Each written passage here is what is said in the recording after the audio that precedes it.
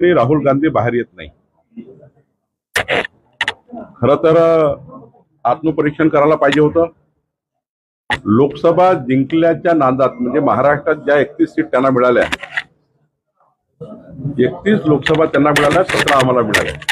त्यावेळी Rahul Gandhi over confident झाले, महाविकास आघाडी over confident झाली आणि मोठ्या प्रमाणावर त्या ठिकाणी निवडणूक लढण्याचे जे त्या ठिकाणी काम असतं, जनसंवाद असतो, घरोघरी जाणे असतो, ते विसरून गेले आणि महाराष्ट्रामधल्या महायुतीवर जनतेने विश्वास केला, मोदींच्या कामावर जनतेने विश्वास केला. आणि बघा, या ठिकाणी 2,50,00,000 मतं हे महाविकास आघाडीला लोकसभेत मिळाले होते आणि 2,48,00,000 मतं महायुतीला मिळाले होते.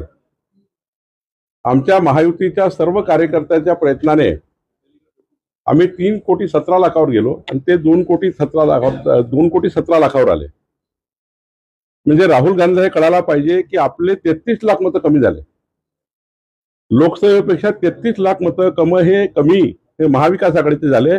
महायुतीचे 3,17,00,000 म्हणजे 69 लाख मतं वाढले. राहुल गांधीने याचा अभ्यास केला पाहिजे की 2009 मध्ये लोकसभेच्या निवडणुकीला 7,29,00,000 मतं महाराष्ट्रामध्ये त्यावेळी एनरोलमेंट होते, आपल्या मतदार यादीमध्ये होते. म्हणजे लोकसभेच्या 2009च्या मतदार यादीत 7,29,00,000 मतदार होते आणि 2009च्या विधानसभेला 30 लाख मतं वाढवून महाराष्ट्रामध्ये 7,59,00,000 मतं झाले होते.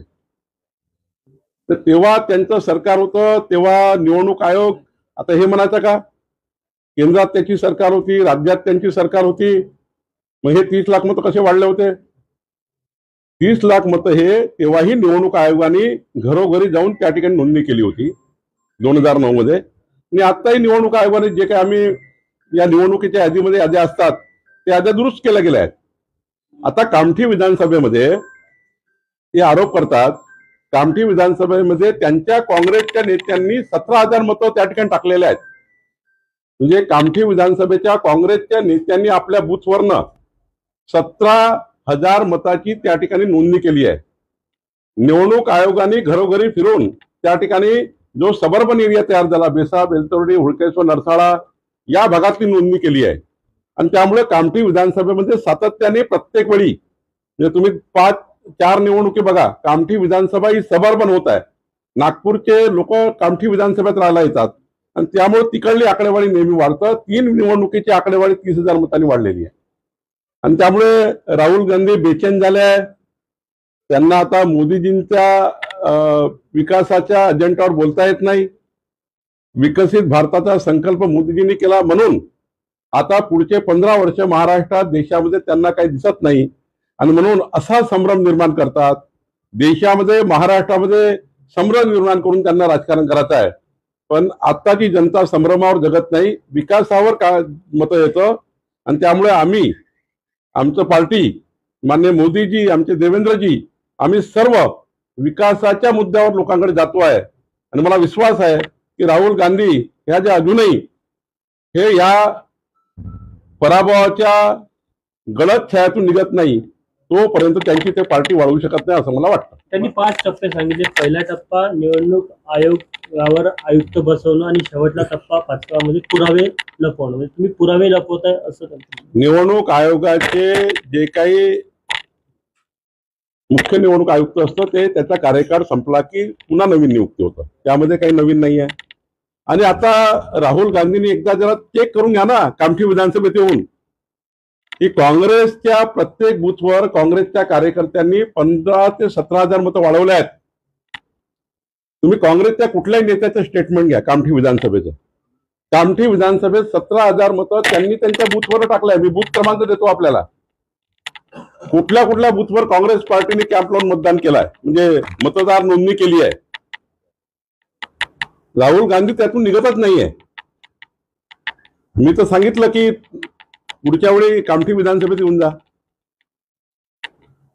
बघू काय. त्यांनी आता लोकसभा लढून कामठी विधानसभेत या. जरा कळेल तुम्हाला काय परिस्थिती आहे कामठी विधानसभेची. माहीत नाही, काहीच नाही, कुणाच्या सांगण्यावर काही बोलतात, अभ्यास करत नाही. त्यामुळे मला असं वाटतं की त्यांचे आता पतनाचे दिवस आहेत आणि त्यामुळं ते पिसाळलेले आहेत असं बोलत राहतात. मी 2009चा संदर्भ दिलाय, त्या संदर्भावर त्यांनी बोलावं की 30 लाख मतं 2009ला विधानसभा आणि लोकसभेमध्ये कसे वाढले होते. याचा काही निवडणूक आयोगावर तुम्ही आरोप करणार आहे? निवडणूक आयोगाला तुम्ही त्या ठिकाणी दोषी धरणार आहे? खरं तर ही मतदार नोंदणी प्रक्रिया आहे.